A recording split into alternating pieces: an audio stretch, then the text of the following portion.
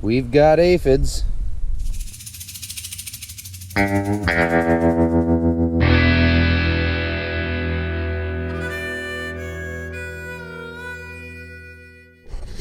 Internet, so I am out here scouting for soybean aphids, and I'm not finding a whole lot yet, but I am finding some. This is one of our worst fields.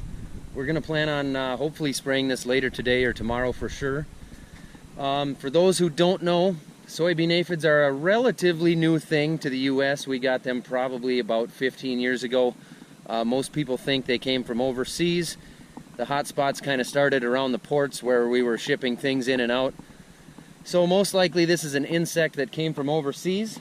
They're a very tiny insect, but they're kind of a bright green, so they are pretty easy to see. And we try to get away with not spraying them, but I don't know that I really remember a year that we haven't had to. Kind of once they got here, we pretty much have to spray them every year. We wait until they get to a certain threshold, we call it, and then we spray them after that. Our threshold's about 200 to 250. I think that's what everybody pretty well goes at around here.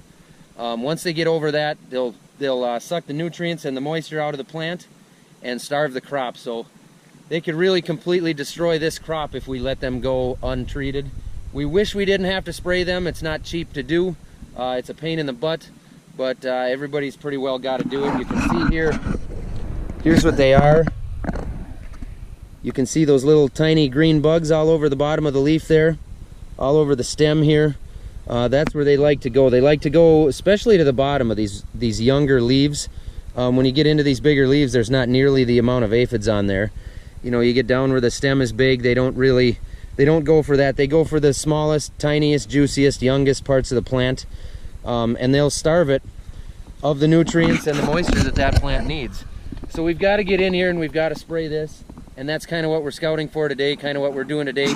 The other thing I'm going to be doing is I'm going to send the drone up here in a minute, and I'm going to fly it around the edge of this field. We've got Dicamba beans here, which is new for us. They've been around for 2 or 3 years, but you haven't actually been able to spray Dicamba on them until, I believe it's this year. We haven't had any until this year. About 30% of our acres are Dicamba beans. And for those who don't know, it's an older technology, it's an older chemistry that's been in use for a while. But soybeans have traditionally always been really sensitive to it.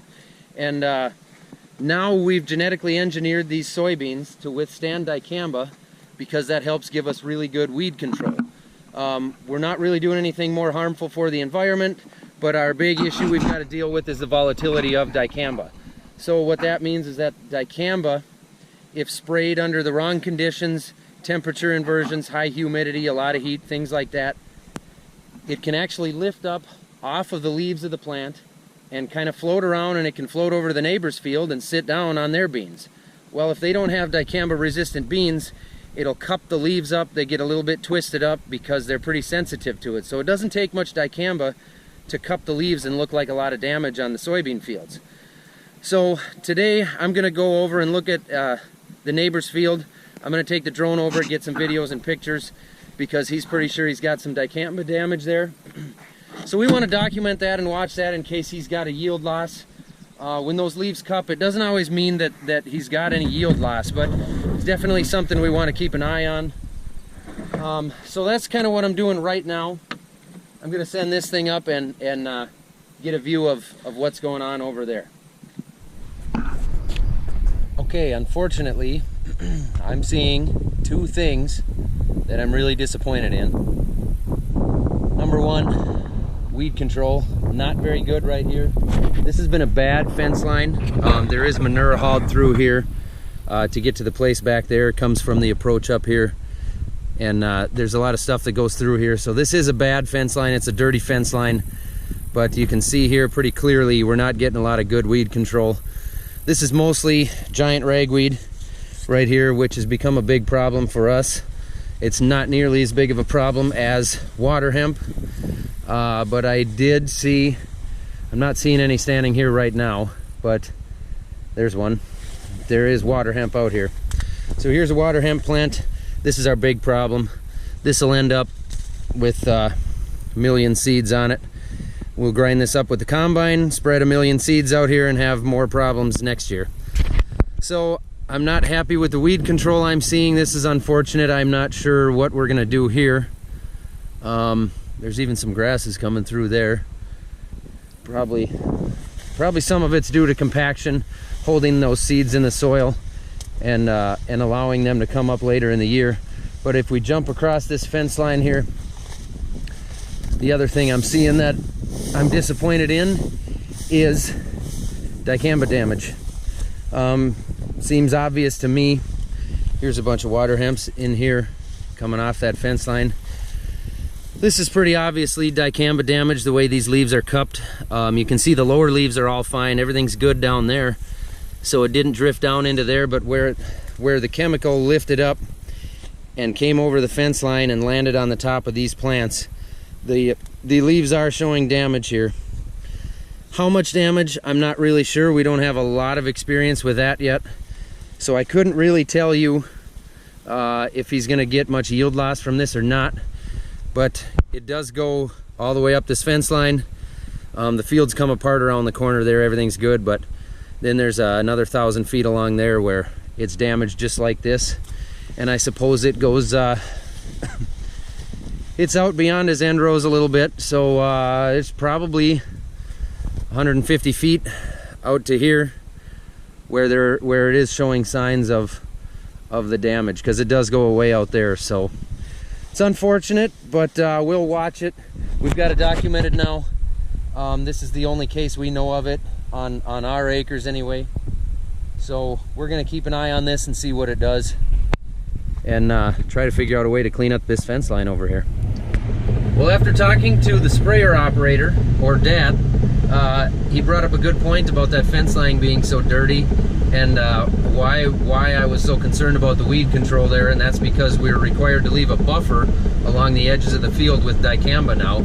So we left a buffer there, and I think we forgot to come back there and cover that strip and take care of that. So hopefully we'll kind of take care of some of that today. I'm not sure what we'll use.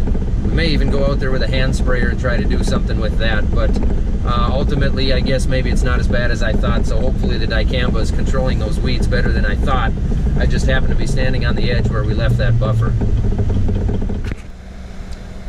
Figured I'd top off here with some American-made, American-grown ethanol.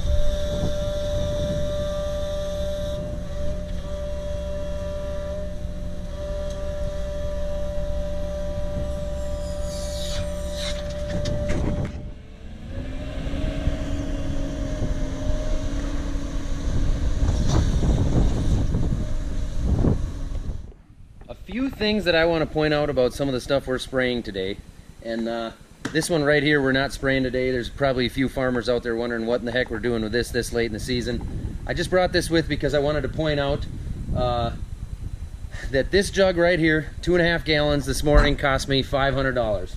This was $490 some, and what we're going to do with it, this is not something you'd spray this late in the year.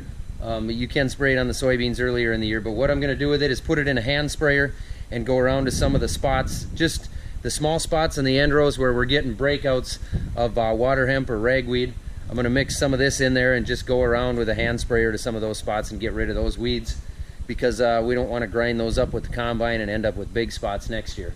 But for those people who think that we're drenching our fields in all this pesticide and soaking our soils and soaking our plants because we have no care for the environment, if you try and go beyond just caring for the environment, and you look at this one jug and you think about the fact that this cost us $500, trust me, we're not interested in drenching the fields in pesticides. Another thing I want to point out is today we're spraying soybean aphids. You can see Dad out there. He's over on the other end spraying that field. So we're taking care of the aphids here. I'm waiting for him to get empty and I'm going to help him load. And when we're spraying this insecticide, this is one of the most dangerous chemicals we work with every year. It's a restricted use pesticide, so we have to go in and we have to let them know how many acres we're going to spray, at what rate we expect to spray it, and we've got to have an applicator's license where we give them the number so they know who's buying this stuff, because this is not great stuff. We wish we didn't have to spray it. Unfortunately, we have to, or these aphids will destroy our crop. But if you look here and you look at the active ingredients right here, bifenthrin, This is not a real safe chemical. Like I said, it's an insecticide. We definitely wear the gloves and the masks when we're handling it. I don't get too nervous about it. You can see I'll bounce the jug around. It's not like I'm scared to be around it, but we do respect it because we, you know, you got to be safe around it. As I say, it's restricted use, so you want to be careful with it. This one right here is a popular spray that people spray on their lawns for mosquitoes. You do not need an applicator's license to walk into the fleet store and buy a jug of this and put it on any amount of acres you want, at any rate you want. You can pour it straight on the lawn if that's what you really want to do with this stuff, and you can walk in, buy as much as you want. Anybody who doesn't know anything about spraying pesticides can walk in and get this stuff, and they can spray it right next to their lake lot, and they can let the grandchildren out, and that way the lawn's all sprayed, and there won't be any mosquitoes. You can spray it right along on the cattails in the lake, and there's no control over it. Look at the active ingredient in this, bifenthrin. Okay? Interesting. And I just wanted to point that out. Now when you use this, you're probably riding on a lawnmower in your yard. The wind is blowing it around. You maybe get a little in your face. You can definitely smell it. It's not a big deal, right? It's just mosquito spray. Now, nobody wants to go out and play with mosquito spray. We all know it's a chemical and you don't want to mess with it. But my point is, when we're out here using the best technology that we have, we're using the best nozzles we have to put on the smallest amount that we can to control what we can. We've got shutoffs on the sprayer so that when we come into the end rows here, we're not going to over apply, we're not going to double up on anything. It knows exactly where it's sprayed and where it hasn't. So we're doing the best job we can do to control this stuff, because not only does it save us money, but it's safer for the environment. Just looking at the corn a little bit here while I wait for the sprayer to go empty. You can see here we're well into pollination. Those ones that are hanging on there are non-pollinated kernels. So those will get pollinated yet. They'll finish off, but you can see things are filling out pretty nicely. We've had a little bit of cooler temperatures, which is good. During pollination, you don't want it to be 95 degrees out every day. The corn actually likes it to cool down, especially at nights. And we've had that, so that's been good. The one thing we haven't had is rain. We probably haven't had a significant rainfall in over 3 weeks here. And I'm standing in a little bit of a wetter area, so nothing here really shows the drought or the dry spots, but we are a little bit dry. This corn here is not hurting from it yet. Actually, this corn is looking pretty good. I don't see any deficiencies from anything here, including moisture. But it is supposed to rain tomorrow night, so hopefully tomorrow night on into Thursday we get a little bit of rain. That would be good. That's what we need. But this corn right here is actually looking pretty good. I'm going to walk around a little bit more and see what else I can find. And if I come across a spot where the drought is showing it pretty bad, I'll show you guys that too.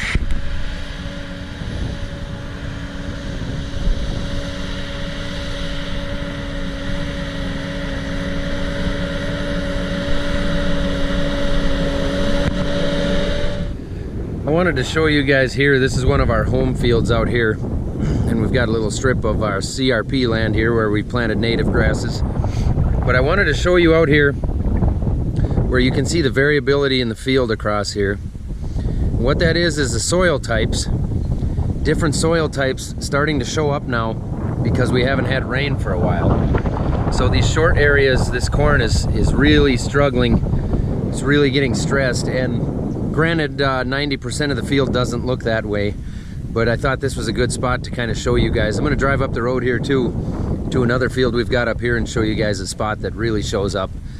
But anyway, you can see there where we're starting to get some of the drought stress pretty bad around here. We really need a rain soon. All right, clearly it's much worse here. You can see down here where we've got some decent corn, but the variability here is really bad. This is a sandier spot. We know that every year. We plant a low population here. We put a low rate of fertilizer on here because this soil just doesn't hold much. Obviously, this is bad. This is probably the worst spot we've got anywhere. So most stuff is not like this, and this spot burns up every year. But you know, clearly looking at this, you can tell that we need rain. This spot is bigger than it is most years. Most years it's not nearly this size, but it's just a lighter soil. It probably really should have an irrigator over it, but the rest of this field is actually it's a really good field. So it just doesn't pay to put an irrigator in here just to save this 3, 4, 5 acres that we've got here. But you can see a lot of this isn't even going to pollinate. It isn't going to amount to anything. This is really, there's not going to be anything here. We'll run the combine head through it, but we're not going to get anything for a crop off of this. So just wanted to kind of show you guys where we're at as far as this goes. Just keep in mind, I'm showing you the worst of the worst here. You saw that other video, or that other clip where I was standing next to 10-foot tall corn and the stuff looked good. So that kind of gives you an idea of the variability that we're looking at around here right now. And the low spots too, they're drowned out from this spring. So this spring we had some big rains and it drowned the low spots out. So our low spots are hurting and our dry spots are obviously hurting. But otherwise I think we're gonna be okay. We're not gonna come anywhere close to the crop that we had last year. But you know, I think we'll be okay. We're hoping for an average crop yet. It looks like rain in the forecast, so hopefully we can get some of that tomorrow. That'll help pull us out of a lot of this. Okay, this may seem like a really tedious process, and it is. But I wanted to show you guys here where the water hemp has gotten away from us. And this is just in a corner. What happened here was the sprayer turned through this corner and missed this area. And the water hemp seeds were so thick here last year, there was probably 3 or 4 plants in this spot last year. We ground them up with the combine, sent them through, and now this is what we've got. This is all water hemp in between these rows. And we got to kill this off, otherwise there's 10 million plants right here that are gonna each produce 1 million seeds per plant. So this is tedious. It may or may not be worth it, I don't know. I'm gonna damage some beans right here. Definitely, but it's worth knocking some of this water hemp out of here. So I am literally walking around with this 1-gallon sprayer that I keep refilling. I got it mixed with the Cobra that I showed you before, and there is some Roundup in there and a little bit of crop oil for the farmers out there wondering what I'm using. And I'm trying not to spray it on the beans if I can help it, but I want to knock these weeds out. And I know we've got a problem just along the end rows in some spots in this field. We actually didn't get pre-emerge on this area of the field, so that's why this specific field is worse. So there's plants here. This is all water hemp that I'll spray. So I just wanted to show you guys that. I think this is all I've got for today. I think that's pretty much it. All I want to show you today. And thanks for watching. And I don't have anything more. That's it. We'll see you later.